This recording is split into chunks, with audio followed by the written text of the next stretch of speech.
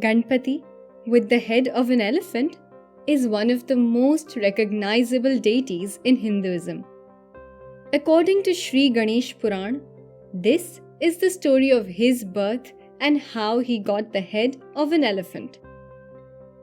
Devi Parvati had two companions, Jaya and Vijaya. Both were very knowledgeable and wise, and Devi Parvati respected their opinions.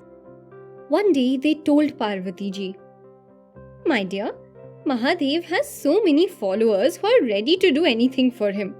However, you do not have anyone you can call your Gan." This remark from her friends surprised Devi Parvati, and she said, "What are you saying? We have so many Gan who are always ready to follow our command. Why do I need another Gan?" Her friends replied, "All these Gans follow Mahadev. Shivji's command is supreme for them. Nandi, Bringi, etc. follow you because you are Mahadev's companion. If you ask them to do something that is against the wishes of Mahadev, none of them will do it." Devi Parvati did not give much thought to this conversation and forgot about it in due course. One day, Devi Parvati was preparing to take a bath and she ordered Nandi to make sure nobody was allowed to enter her private chamber. Nandi stood at the gate following the command of Mata Parvati. At that point, Bhagwan Shankar arrived there and wanted to go inside. Nandishwar tried to stop him and said, "Bhagwan, Mata is taking a bath right now. I request you to wait here till she is done." Mahadev ignored Nandi and went inside. Seeing that Nandi allowed Mahadev to enter her private chamber defying the order she gave him, Mata Parvati remembered the conversation with her friends. She understood that all these Gan were loyal to Shivji and his command was supreme to them. She thought, if I had my own Gan, he would have considered my wishes foremost. After Mahadev left, Mata Parvati scrubbed the uptan off her body and created a baby boy out of it. The child thus created by Devi Parvati was beautiful, strong, and flawless. Parvati ji adorned the child with beautiful clothes and jewels and said, "My child, you are my son. You are born out of my body and I love you the most." The child bowed in front of Mata Parvati and said, "Mother, you are the only one I know. I will always remain yours and will follow your instructions only." Parvati ji said, "Son, you should never defy my instructions for anyone. Now please stand guard at the door and do not allow anyone to enter without my permission," and gave the child a divine stick. The boy stood at the door holding the stick given to him by his mother. Mata Parvati was also carefree because today it was her Gan guarding the door. Sometime later, Bhagwan Shankar arrived and tried to enter the quarter without paying any attention to who was at the gate.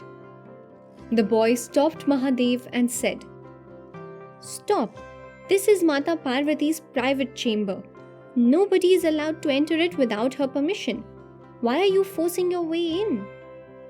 Bhagwan Chandrasekhar noticed the boy and said, "Idiot!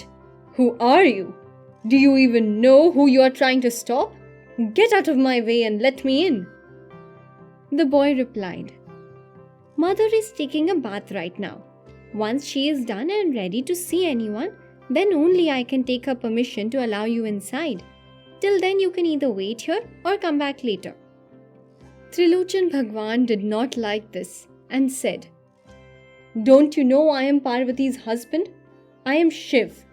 You get out of my way and let me go."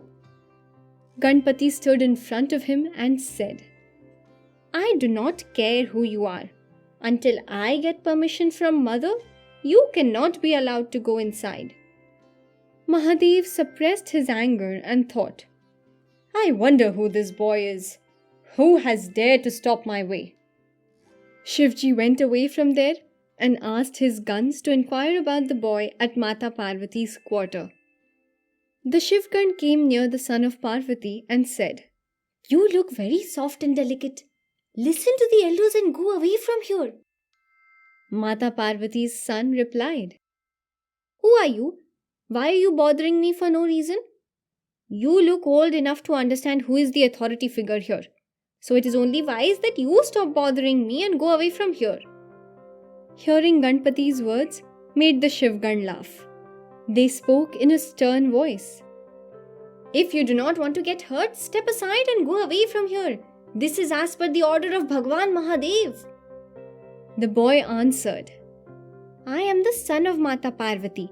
She has appointed me to guard duty and I am following her instructions. You want to follow the instructions of your lord and want me to step aside.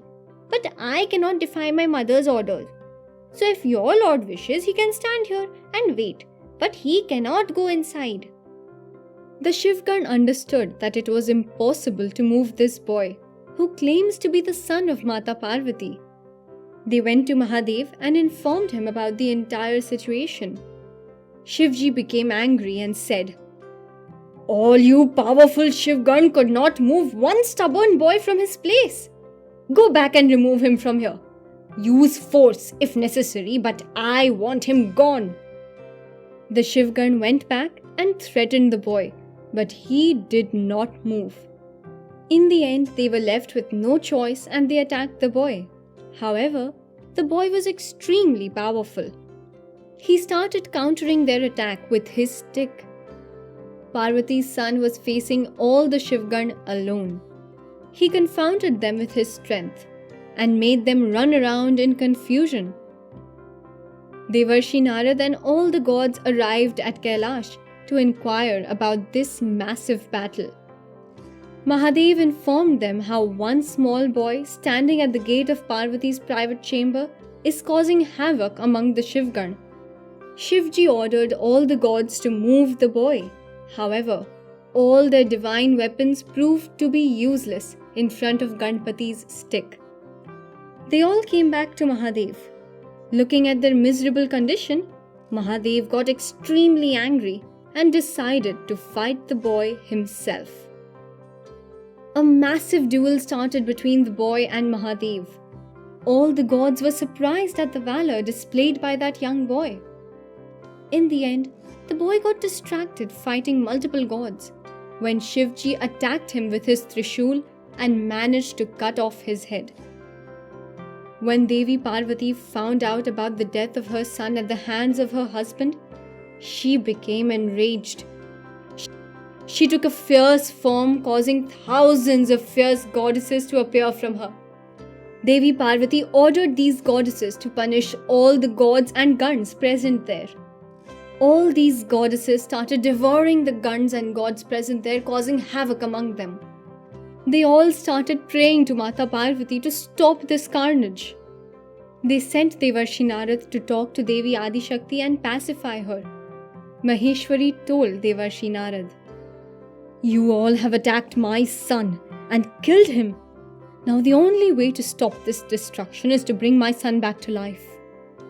Everyone went to Mahadev and informed him about Devi Parvati's wish. Mahadev ordered all the gods, "All of you, go towards the north and get me the head of the first living creature you see." They all encountered an elephant and brought his head to Kailash. Mahadev commanded them to keep that head on Ganpati's body. Then they all started chanting powerful mantras. Shivji infused his powers in the water and sprinkled it on the boy. Touched by this divine water, the boy got up as if he had just woken up from his sleep.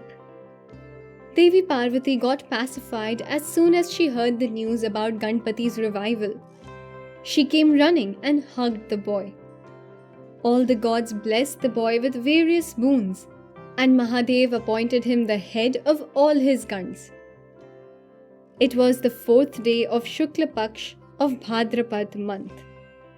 Every year, this day is celebrated as the birth anniversary of Ganesh.